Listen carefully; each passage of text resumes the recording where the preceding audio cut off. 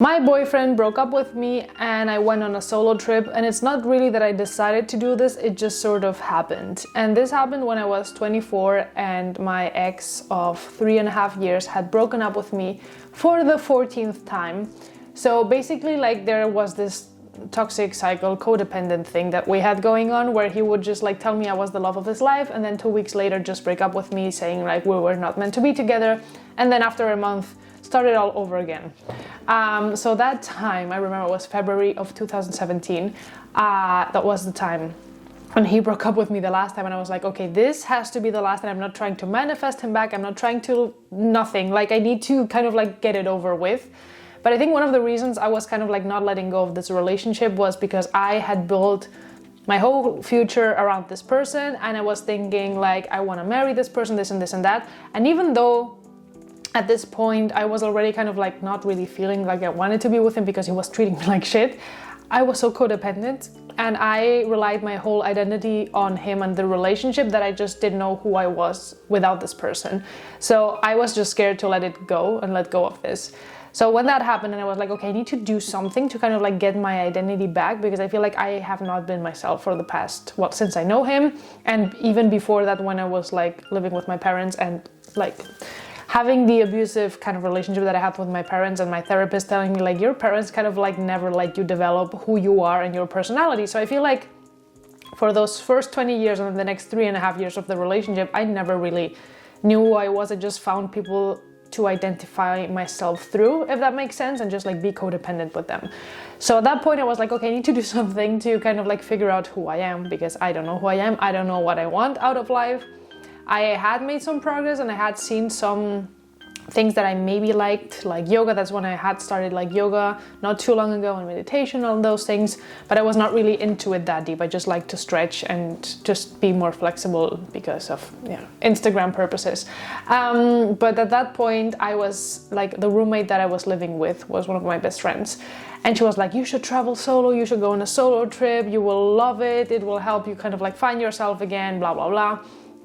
And I was like, I cannot even go to a restaurant alone without feeling like everyone is looking at me and everyone's judging me, and everyone thinks that I'm a weirdo for being alone. Because I feel like most of my life, even in high school, I always thought like, if I was sitting in a table eating alone, people were judging me, thinking like, oh my god, she has no friends, and that you are defined by how many people you surround yourself with. And if you have like a lot of friends, it means like you're more valid or worthy. So every time I thought of myself like going to the cinema alone, or like to eat at a restaurant alone or something like that, I would just like cringe at the idea of doing that. I was like, no, I cannot do that. So traveling solo is like a next level for me of doing that. And I was like, what the fuck am I gonna do by myself somewhere in the world?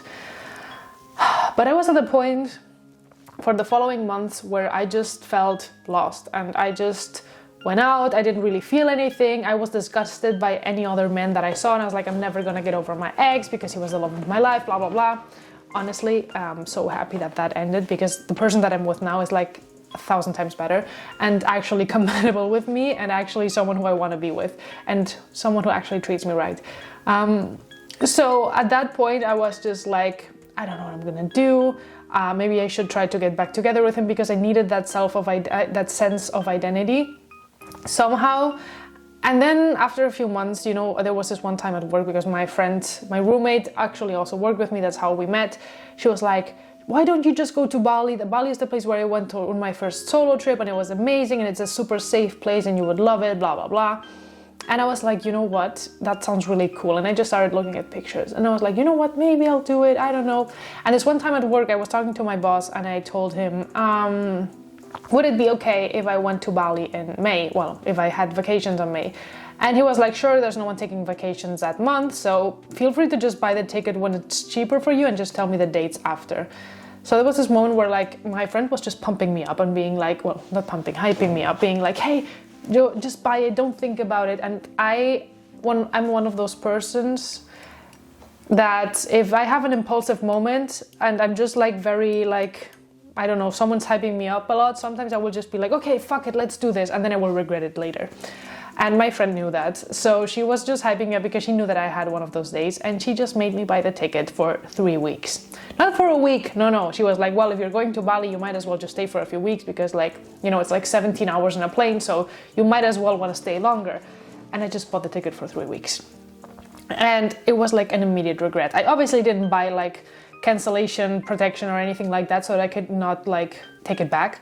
So I was like, well, this is not gonna happen, who cares? Like, I'm not actually gonna go. It's like, I mean, I think I spent 600 euros or something like that. And I was like, well, it's not that much money. I can just like not go and that's it.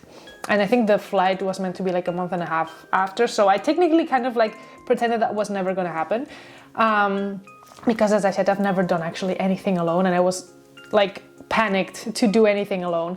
And when I told my mom, who is like the biggest, like she's scared so much from like flying and always thinks that we're gonna die if we take a plane. So like imagine taking a 17-hour long plane. Like the longest plane I had ever taken before, that was like 4 hours to Iceland with a friend.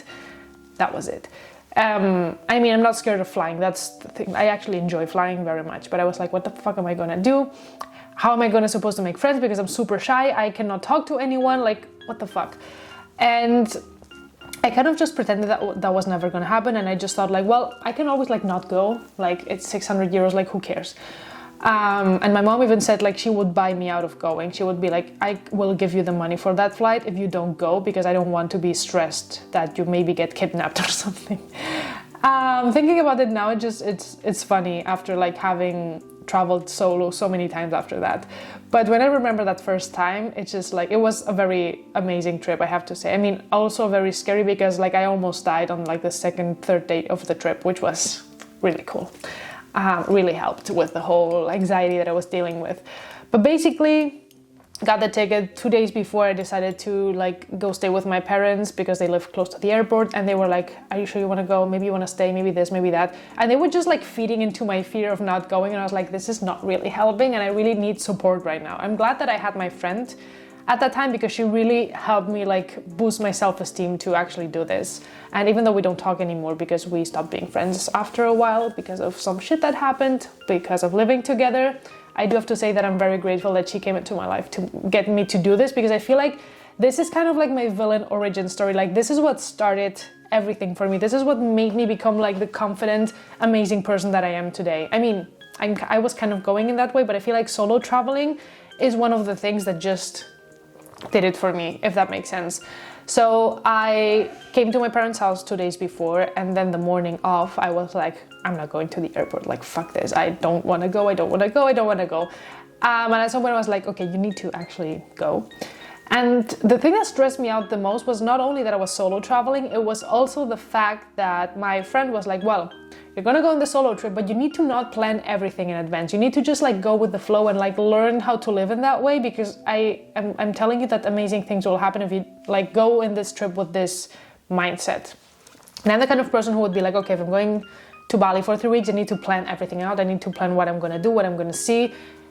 So for this trip, she was like, just challenge yourself to like not plan anything. Just get a hostel for like the first 2 nights and that's it. And I was like, why not? Like, might as well just do that since I'm already kind of committing suicide somehow. Because I thought I was not going. So I thought like, well, who cares? If I pay less things in advance, I am more likely to maybe just cancel the whole thing before I leave. So I just got a hostel for like 2 nights in Ubud, and that was it. And I thought, well, I'll see when I'm there what I want to do if I actually end up going. So I got to the airport, I get on the flight. It was the first time that I ever even took an international flight. Like, I've never actually left Europe before that. So for me, it was like, the fuck am I doing? And I took the flight. The flight was okay. And I get to the airport in, I think in Dubai, where I had the layover. For the next one, that was okay too, because the layover was pretty simple. And the moment I get to Jakarta, because I had 3 flights, because that was cheaper, it just started to hit me like, you are so fucking far away from your house. Like, if anything happens, you're alone here. No one's gonna come take care of you. If you die, you die. Like, this is the end. Like, you're never gonna see your parents again. You're never gonna see anyone ever again. But at that point, I was at this really low point of my life where like, I have nothing to lose. I just, like, the love of my life just dumped me. Like, what the fuck, you know? So I sat there on a bench because I was hearing everything, like people speaking English, but I was not understanding anything. They were talking about my flight. I was getting stressed, being like, I'm gonna lose my flight, I'm gonna miss it, they're gonna go without me, blah, blah, blah. And then this one random Indonesian guy that was just waiting there just started talking to me, being like, hey, where are you from, this and that. And the fact that this person just randomly started to talk to me in a very like nice and respectful way, like he didn't want anything, just calmed me down, because I was like, okay, even though I'm shy, someone already talked to me. And I feel like that was really reassuring that, okay, maybe I actually do make some friends out of this trip if any extrovert wants to kind of like adopt me, even though like I'm now the extroverted person who does this when she travels. But I used to be the one who was like, is anyone gonna talk to me? I just want to make friends. And I asked him like what they were saying. He was like, oh, you have to go through this place because they changed the place where like your plane is leaving off. I went to that place. And the moment I got there, that was one of the first times I actually like manifested this really cool thing, which is like the guy that I met in this airport, which was this, and I hope he's never seeing this video because this would be embarrassing, because I've always done these videos in Spanish in my other channel, and now that I'm doing them in English, it's like he could actually see this. So Forrest, if you're watching this, please just leave now. But yeah, 2 weeks before this trip, I was telling my friend like, oh my God, I would love to meet like a Japanese American guy, because like I've always been to Japan, anime and all these things. And I just saw this guy when I went into that like waiting room, who was like so fucking beautiful. And I looked at him, he smiled at me, I smiled at him, and I just sat somewhere. And I ended up sitting next to his brother, who was sitting in a completely different side of this room where he was sitting from, which I still don't understand why they were sitting in two different like corners. I started looking at the screen to see like when my flight is leaving.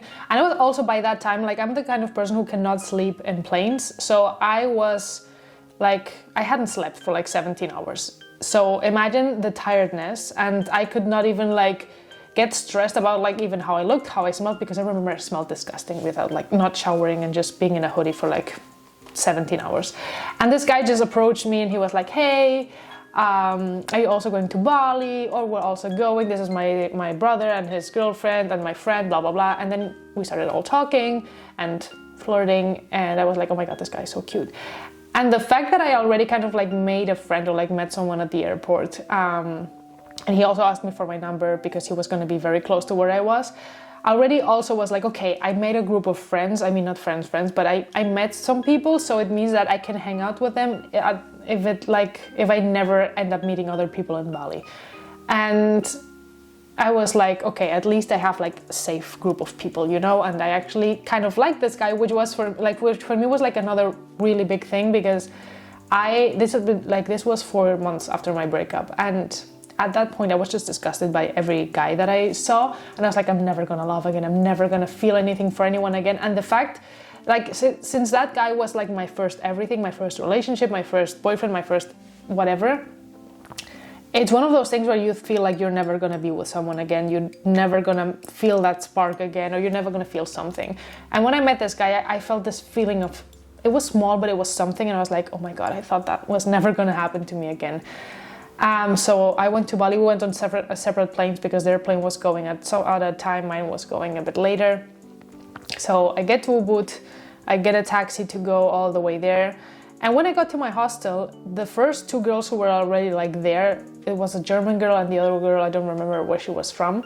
They were like, hey, you new here, where are you coming from? And they just asking all these questions and just being so nice and friendly, where I was like, oh, they probably feel forced to talk to me, they probably don't want to be my friends. But somehow we ended up talking. She was like, oh, I'm hanging out with these friends at this bar, do you want to come with me? Friends that I didn't know. And I was like, oh, and people invite you just like that to just do things with them? And to me that was bizarre. I was just like, what the fuck, you know? And that time I didn't go because I was jet lagged. I was like, I actually just want to sleep. And I went to bed, and the next day I did hire a tour with one of the guys at the hostel to just like go around, because I felt like, well, I don't know anyone here. I don't want to ask the other girl if she's doing something, because maybe that's just weird. Maybe she has her plans. I don't want to make her feel awkward, because at that point I was just really a big people pleaser by then, and I just really closed off person, being like, I don't want to bother anyone, I don't want to, you know. So I just did this tour with my guy that day, And that was pretty fun. Like he would drive me to different like temples and waterfalls and things, and I would just like walk around, take some pictures, blah, blah, blah. But every time I saw a group of people or like someone who was also maybe traveling solo look at me, I just felt weird, and I just felt like they were judging me, even though they might be traveling solo as well. And I was not really judging them, because I thought like, wow, that person seems to be alone. That person seems to be alone. Why am I the only one feeling insecure about being here alone? So yeah, that was the day that I spent there. And then that afternoon I spent it at the pool at the hostel, and then some other girls were there, and then they started talking to me. I talked to them for a while, and I was like, people actually are talking to you all the fucking time, like literally all the fucking time. And I was like, this is actually really nice, because I never really felt alone. I always felt like if I had something happen, I could just ask people for help or whatever. And people, like the locals there are super friendly, but then other people around were also super, super friendly. And they didn't have to be traveling solo. But the thing that I noticed the most is that I think people, like when I told them, oh, this is my first solo trip, and they saw me, they were like, okay, this girl needs like an extra push to kind of maybe talk to people, and maybe we need to invite her out and things like that.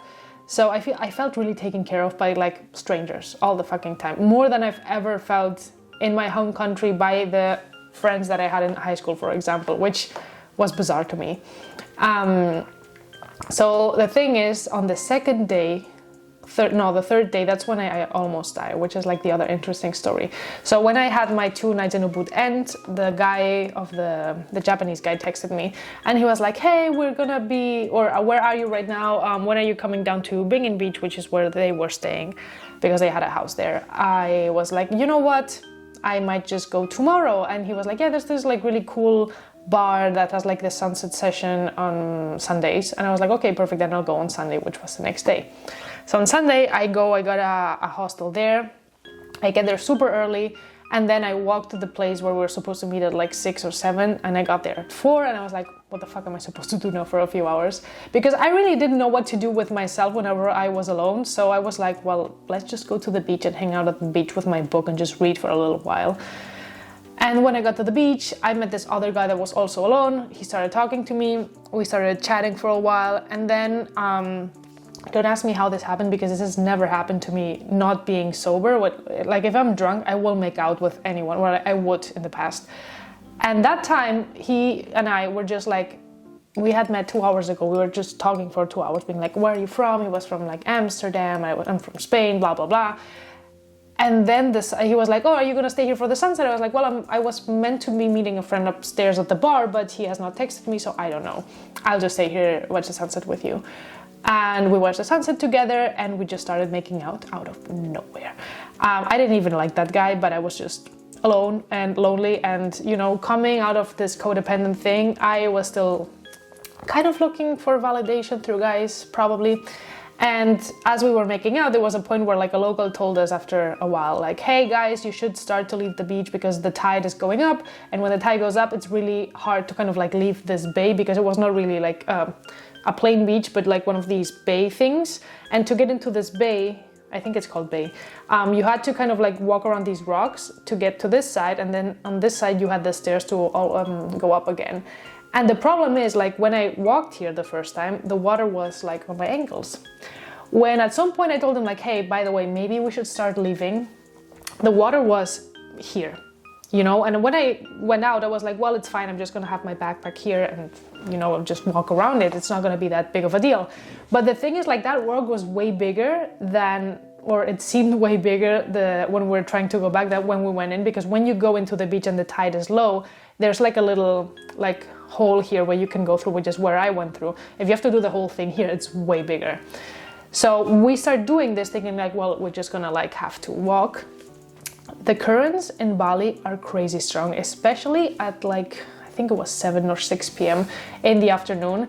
And then while I was walking there and trying to go around the rock, thinking like, well, it's gonna be like maybe 5 minutes, I just see this big ass wave coming at me with like all the strength, where I just got really scared, and it just hits me against the rock. Like my head hits, I get scratched all over my body, and I just got scared. I was like, I am gonna die here. I'm probably gonna drown here. I'm not gonna make it out of here. And the guy was behind me saying like, Ada, watch out, run, try to get out as fast as possible, because he also like hit himself with the rock. And I was like, oh my God, I cannot get another wave to hit me. And I just got so fucking scared. And I just grabbed myself at the rock. I know that another wave came at me. I don't really remember that much because this happened a long time ago. And I feel like when something similar to this happened to me a few years later, I just started crying, even though it wasn't as bad, but just because like I got traumatized by that time. We somehow made it out. I was like wanting to scream, wanting to cry, wanting to throw up, not being able to do any of those things because I was just in such a shock. The guy came out and he was like like his whole legs were like scratched and like bleeding, not crazy, but like bleeding. And I was like, okay, we made it out, it's fine. The funny thing is when this guy was like, well, okay, do you want to go to the hotel and continue what we started? And I was like, dude, we almost just died. Like, how are you thinking about sex right now? And I didn't even think about the guy upstairs. Like, my whole backpack obviously got wet, my phone got wet, so my phone stopped working. And I was like, you know what, I'm just gonna try to find someone to drive me to my hotel because I just want to be alone. I just want to get a blanket and just like cover myself and just try to have some kind of sense of home, because I just really felt like throwing up and crying and I just couldn't get anything out of me. So I felt like maybe I just need to be by myself. And a part of me thought like, well, maybe you want to go to the bar and see if you find the other guy to like tell him to just have someone to talk to, but I did not really think that far. I was just in this kind of weird shock state. So I took a cab, went to the hostel, put my phone in rise, didn't work. And then I remember feeling like the whole night I couldn't really sleep. I somehow ended up falling asleep, but I was just like trembling in my bed, feeling very alone. And that was the first time that I thought like, I'm just gonna text my ex, I'm just gonna tell him I miss him, because I just had this, I didn't have a sense of home in myself back then, because my sense of home was in my ex-partner still, even though like a few months had gone by. And I just felt awful, but I didn't have a phone, so I couldn't text him. And the funny thing is, the next day I tried to make my phone work. I put it out of the rise, didn't work, and I was like, fuck this. So I went to the nearest shop, got a new cell phone for like 50 euros. It was a shitty one, but I was like, well, it's working, so that's important. And then the next moment, I remember like I turned the phone on, and my first worry was like, oh my God, I don't have the other guy's number. What if he doesn't, like the Japanese guy number? What if he texted me yesterday, but then I cannot text him because I didn't save the phone, like the number into my card or into my cloud, but I saved it into my phone and that phone's not working. So I don't have his Instagram, so I'm never gonna be able to track him down. And I just got so stressed because I was like, I finally found someone that I like and now I lost it. And I got so fucking stressed. Good news is that when I opened my WhatsApp, like a half an hour later, he messaged me again, being like, hey, I didn't see you yesterday. I hope everything is okay. Do you want to hang out today? And I was like, thank God this guy messaged me again.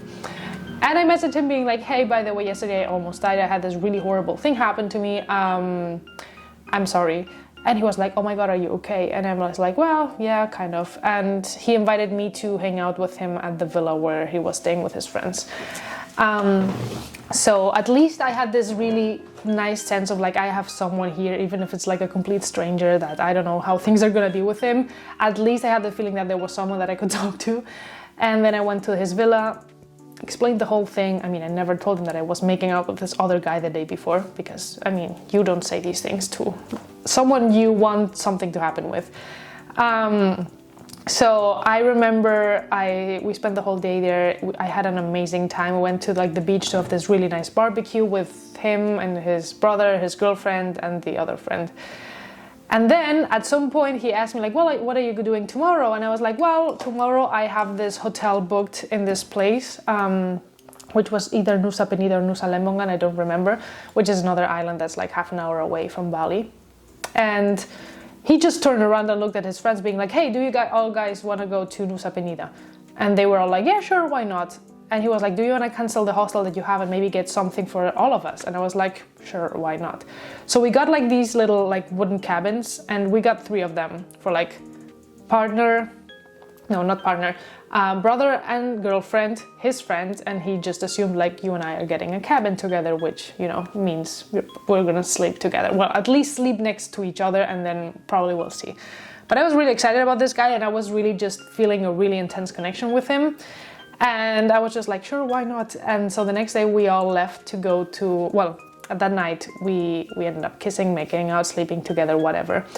And then the next day we all left to this island together. We had an amazing time. And this is one of the reasons why I'm so grateful that I listened to my friend. I didn't plan anything in advance, because if I had planned this whole trip or like tour or something, I couldn't have just like changed my hotel and be like, okay, let's just, you and I and your friends go together to this place.